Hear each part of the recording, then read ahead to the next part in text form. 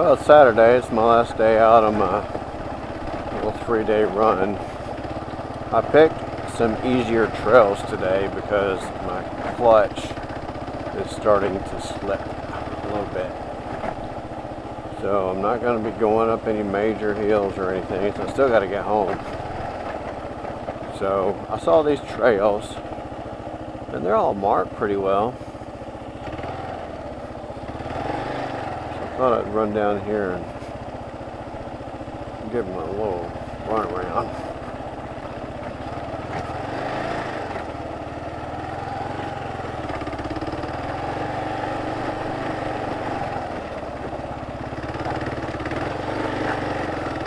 This is probably where all those four-wheeler rental places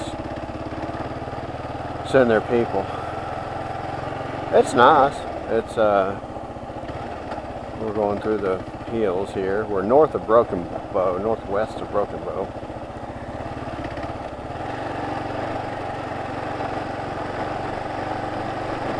Pretty area. I love the pine trees. I don't know why everybody doesn't have a log cabin out here.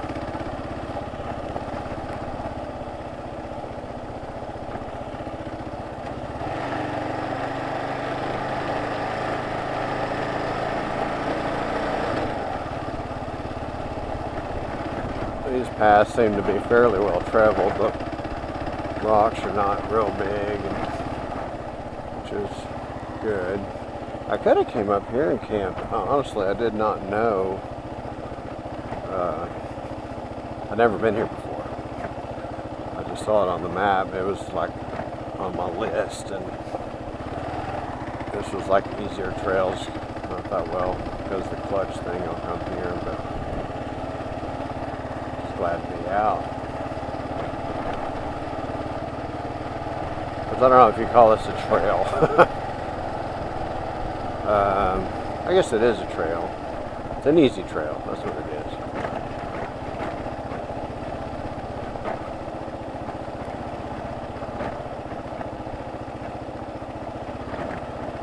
The Broken Bow, I asked the lady yesterday, and I was eating dinner at a barbecue place. I said, why has everybody got Bigfoots in front of their businesses? She goes, oh, he's a local celebrity here. Next one of those little offshoots I see, I'm going to take it. He's the local celebrity here. Some people have seen him. Some people haven't. She's like, I haven't seen him. I'm like, oh. Okay. Well, I don't even think the people that are proclaimed Bigfoot specialists, if you will, if there's such a thing, have ever seen Bigfoot. That's the funny part of the whole thing. Did you hear that? Did you hear that? What was that? Oh yeah. What a great night.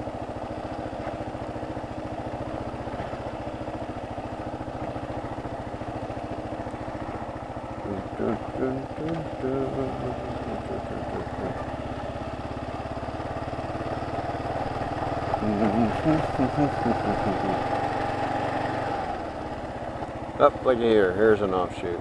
Let's see if this goes anywhere. Maybe. Let's take a right.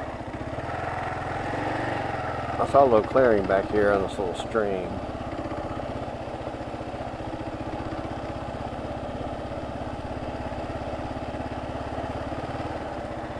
Oh, it's a pond.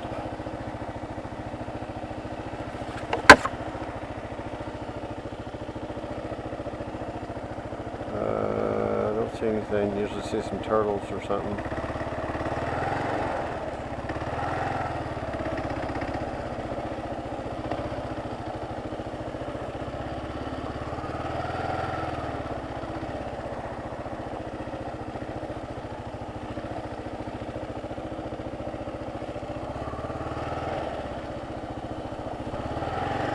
Not much to it.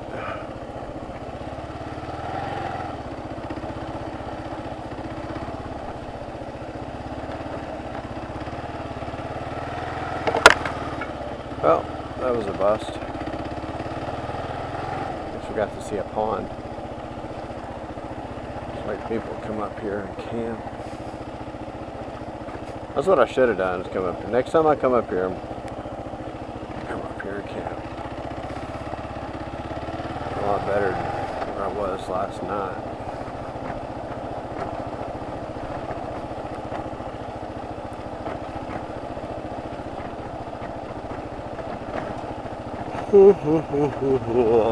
So yeah, I'm gonna have to put another clutch on this thing. I've got 7,200 miles on it. I bought this about 10 months ago, and I've learned a lot on this motorcycle.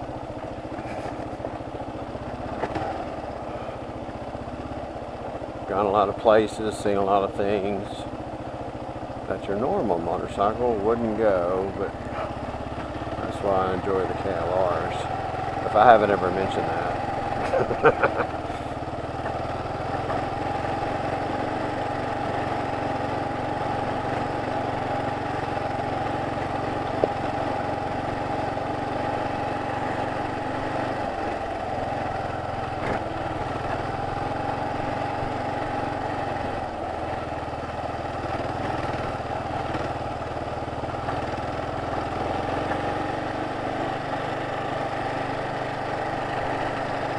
They got a fair amount of work in these roads, you know, just keeping them up. None of them are really washed out. They look well traveled.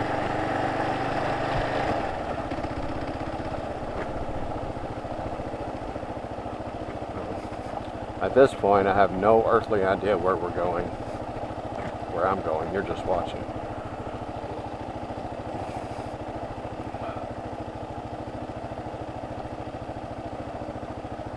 So we're going back down to the road.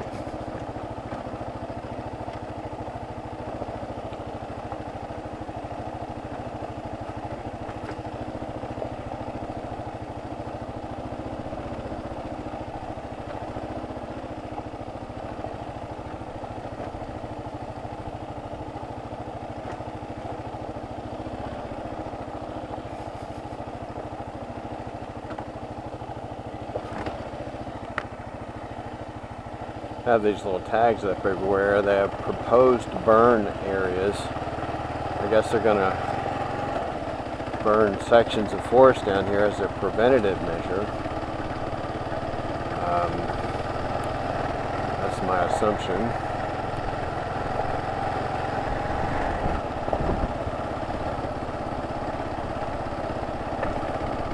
I wouldn't call that an educated guess. I would just call it a guess.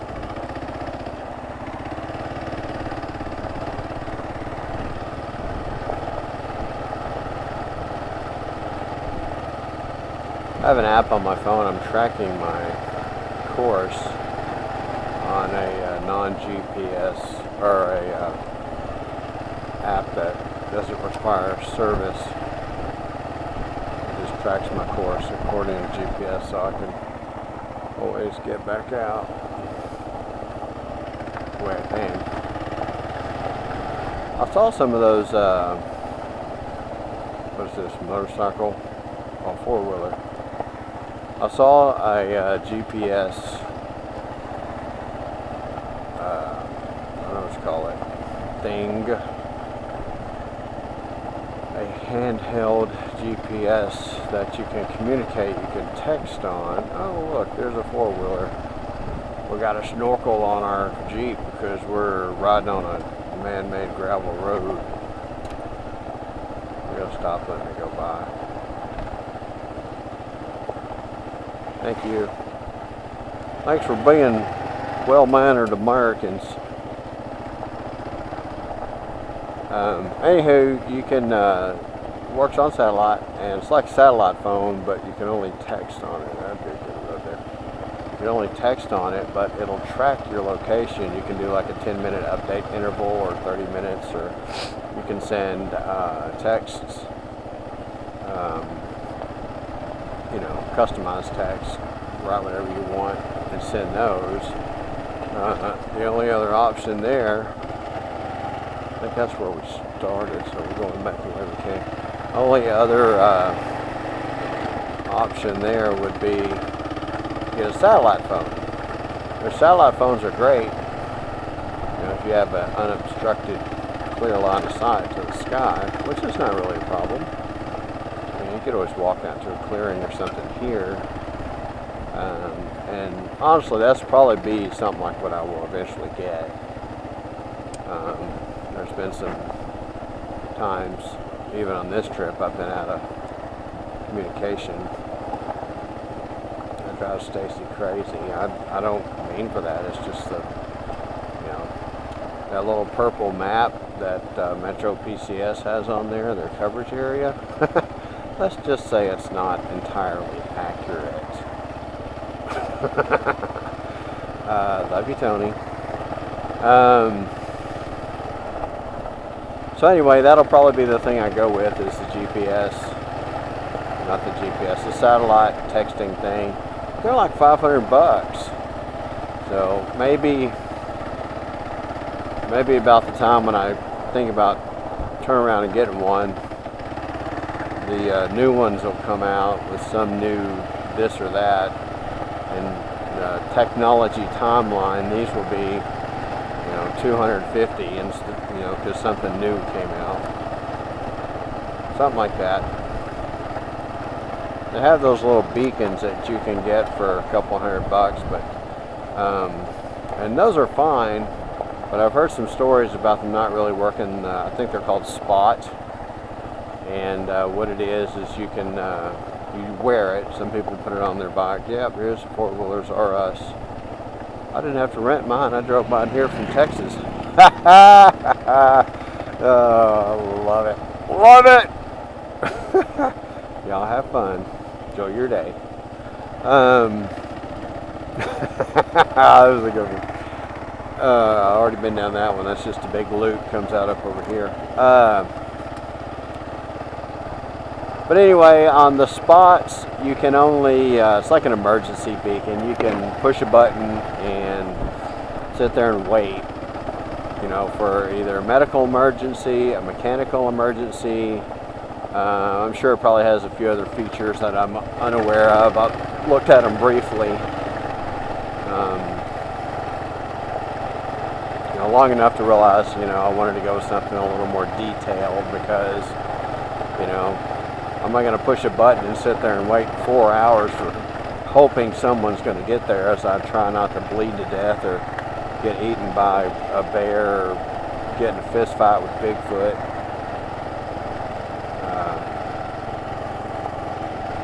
But you never know.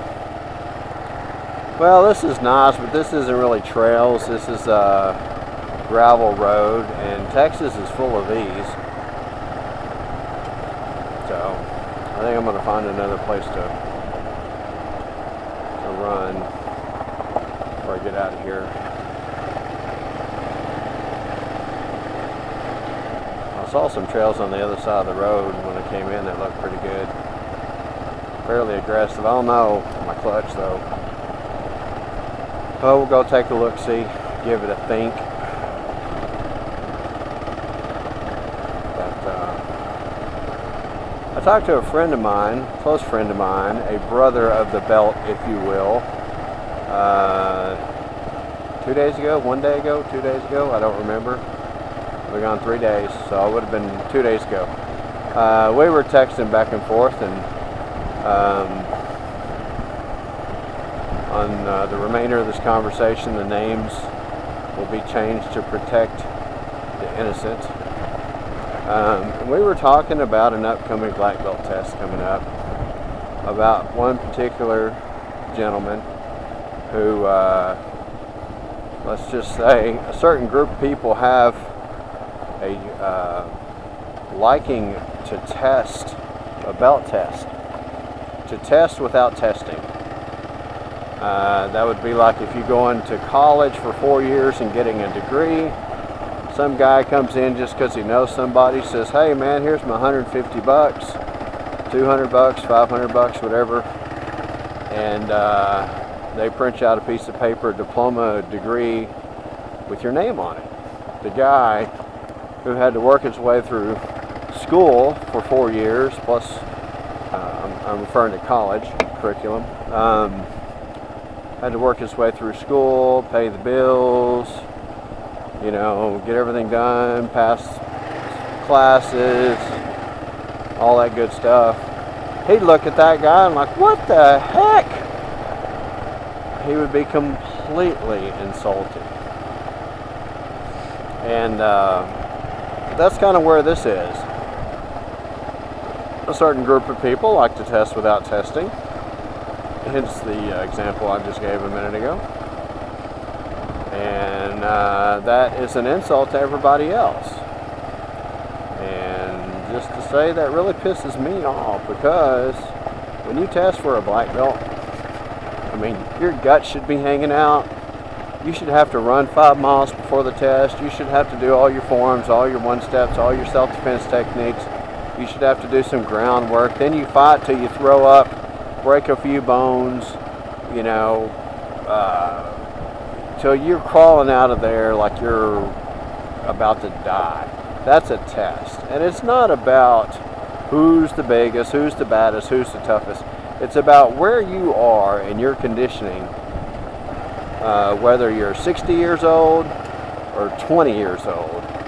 Wherever you are in your career as a martial artist, you know, that's where the testing parameters are derived from. You know, we know 20-year-old guy's going to go in there and run a half a mile and do 2 forms and pass his test. Everybody'd be up in arms over that. They, what the heck, this guy, you know. But on the other hand, some guy's like 70 years old, you know, obviously, to no fault of his own, he's physically limited, you know, to some degree. Maybe not, you know, it depends on if he's American or not. I see some Korean guys that are 70 years old that I would not be really excited about getting in the ring with. But anywho, it has to be a real test. What I mean by that, a physical test, a mental test. You know, you have to live the lifestyle. That would be fun, but not on a weak clutch. You have to live the lifestyle. You have to practice what you preach. You have to set the right example. You have to give to others, you know, the 8 ways. Oh, here's the pavement princesses. That's such a great term. You have to do it. You have to be it. There is no, let's see, which way did we come in here? I think we came in right up here. There's no shortcut to that. Yeah, there it is.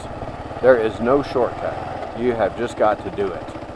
And if you don't, then guess what? I'm going to call you out at the next test I see you at, and I'm going to try to explain to you in the ring why you need to practice what you preach. And why you need to be. Because nobody respects you. You know, if you walk around and you're, you know, 300 pounds and you hardly work out, you wear your shoes into the karate school and you never take them off, we're going to go this way. I think I can do that without a problem. It doesn't look too rocky. What does that say? I don't know. Go over there and read it. You have to be entering wheeled motorized restricted area. Only use roads and trails shown on official map. They just say that out loud. That's funny. We'll go up here. First gear. But you have to practice what you preach. You know, if you're some big guy and you say, you know, yeah, I want to test for my 9th degree black belt, and you know, your test is the first day you've taken your shoes off inside a dojo in the previous 5 to 10 years, then you don't deserve the test. If you don't get out there and fight to the best of your physical abilities, you know, in regards to your age, and, you know, if you have any handicaps, you know, we all have issues. If you don't get out there and fight when it's time to fight, if you don't get out there and do your forms when it's time to do your forms, you know, on a normal basis, then you don't deserve the test. And this guy was asking his instructor, hey, can I test? Can I test? When he only tested like, I think 2 years ago, and I used the word test in a figurative meaning, because that's how his last test was, from what I hear. People like that should be shamed. They should be cast out without hesitation for not practicing what they preach, not living the example. They just want to sit up there with, 50 pieces of fleur and belts and patches, extra wide belts, because I wonder why Denny's, IHOP, and not get out there and do it. I can hear my dad screaming in my head right now, people like that. Could not stand people like that. Anybody. Not just this one guy. I can think of 5 or 6 of them right off the top of my head. And absolutely drives me nuts. It's hypocrisy. I can't stand it. Not that I'm perfect. I'm not. But I'm just saying, there's no lack of try on anything I do. Or I'll try not to. Anywho, you got to practice what you preach. So anyway, we were talking about this, and we're like, yes, there's 500 guys over here think exactly the way that we do, and yeah.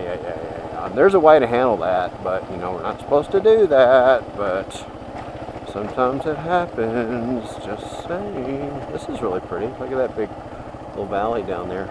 I have no idea where this goes either. I didn't check the official map. I think I just went to the bathroom and had to use your official map for something else. Whoops. So don't think of your official map. My official ID, it says Texas on it. I'm a citizen of the great state of Texas. So, anywho. No, these aren't bad at all. Going up.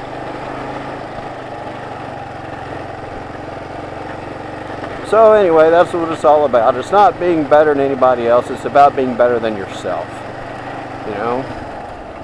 It's about being able to go to bed at night with a clear conscience, knowing that, hey, what I have, I earned it. That's inside the dojo and that's outside the dojo.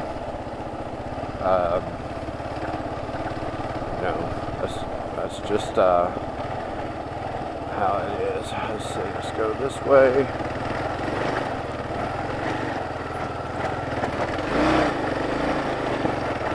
Rougher than I was wanting to do.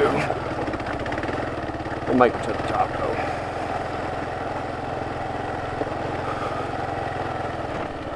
Ooh. Hold on. We gotta look here. Isn't that pretty? Can you imagine the weight of those wires strung across there? And they're drooping a little bit, but there is incredible amount of weight on there. That's amazing.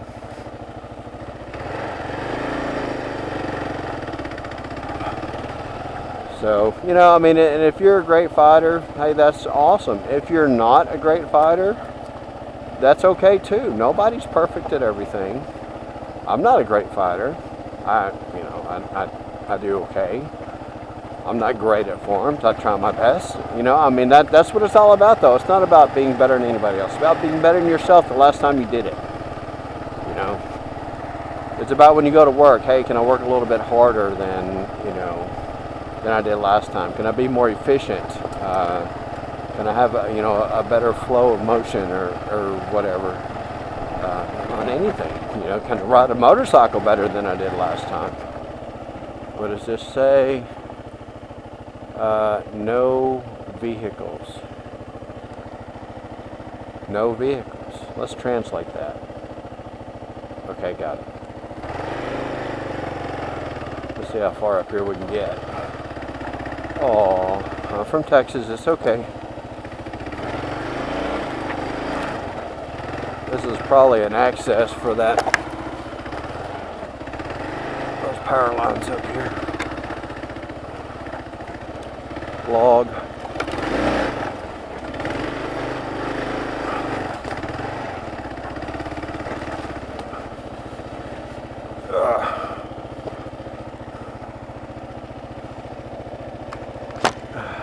And I'm afraid I'm going to wear my clutch out.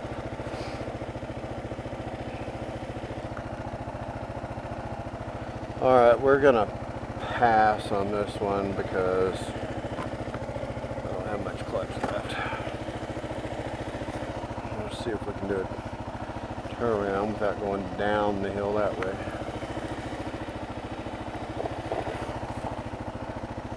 There we go. Roll, don't slide, roll.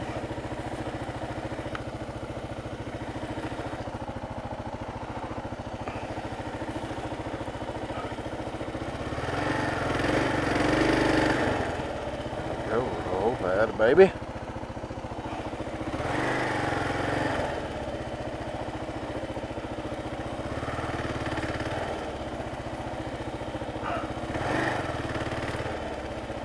This is one of those videos I don't know if I really want to show Stacy.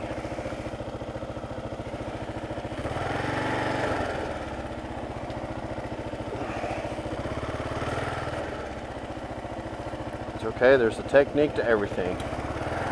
One more time. Should be good.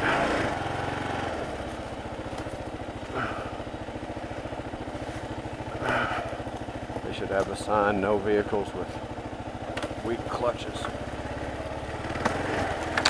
Log. Another log. Tree. But anyway, if you live the life, then you're respected. If you don't, you should be shamed. You should be cast out. There should be limits and restrictions to infractions of practicing what you preach, in my opinion. And problem is, everybody wants to be a nice guy, which we're all supposed to be nice and kind and courteous, but at some point when you have people that do wrong and set the wrong example, there should be some accountability. There should be standards. Those standards should be upheld. You know, there was a time when you could say, you know, Texas Taekwondo Federation, and it meant something. I mean, I remember as a kid, I was 6 when I started. I remember selling t-shirts, karate school t-shirts to raise money for the karate school. I remember selling baseball cards to raise money for the karate school. I remember participating in all kinds of fundraising activities. I remember my dad throwing a tournament for the federation to that's free, to raise money. You know, and we actually bought some land at one time in Garland. I remember going there and mowing it with a mower as a kid until, you know, somebody sold it, pocketed the money from my understanding. I was just a kid, I just heard, but all of a sudden we don't have that land anymore. And I'm like, how come there's no accountability for someone who did this? And that was supposed to be, we're going to build the central gym there, karate school. And all of a sudden somebody took the money, but we can't talk about that. We can't say anything about that. You know, see, that's the same BS I'm talking about. You know, there's no accountability for wrongdoing. And so, guess what? You know, there's no more federation anymore. There's the Texas National Federation because they're so organized, they let their DBA lapse and somebody else picked up the name. Squirrel. Run, squirrel, run. You know, that's how organized they were. I was trying to get a hold of Art Denny. I sent a message to the Texas National Taekwondo Federation, which only sounds cool because it's Texas. Texas should be its own nation. But anyway, and it was like 2 weeks before I even heard anything back. And I'm like, what the hey?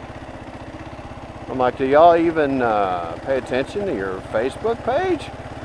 And the guy's like, yeah, we do. And I'm like, really? Because it's been 2 weeks. It's like, how can I help you? I'm like, I'm trying to get a hold of Art Denny. And everybody I know that might have touch with him, Rick Williams has passed away and is not around anymore. Oh, okay, well let me make some phone calls and I'll get back to you. And guess what? Nobody ever got back to me. Same BS.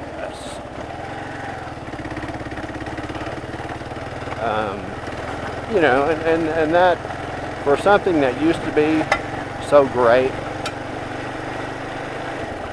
compared to how it is now, is just one of the greatest insults to me personally. I take it completely as an insult because when I was a kid, you know, at the end of each class we had a circle. You know, everybody sits in a circle according to the belt rank, and you know, we talk about, you know, scripture, we talk about God's word, we talked about what we, you know, worked on in class today. As a 6-year-old looking around with a lot of people that I really, really, really respected and looked up to. You know, Lee Johnson, you know, Mr. Hale, Pat Griffin, Rick Williams, and there's 20 more, and forgive me for not mentioning everybody, but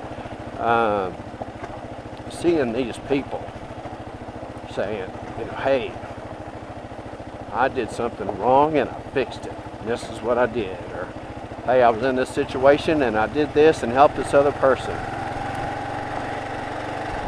I mean, those people, they shaped my life. I'm like, that's what a man's supposed to be. You know, my dad, I looked at him, you know, that's what a man's supposed to be. That's how a man's supposed to behave, whether someone's looking or not. That's what it's supposed to be. And I just admired these people.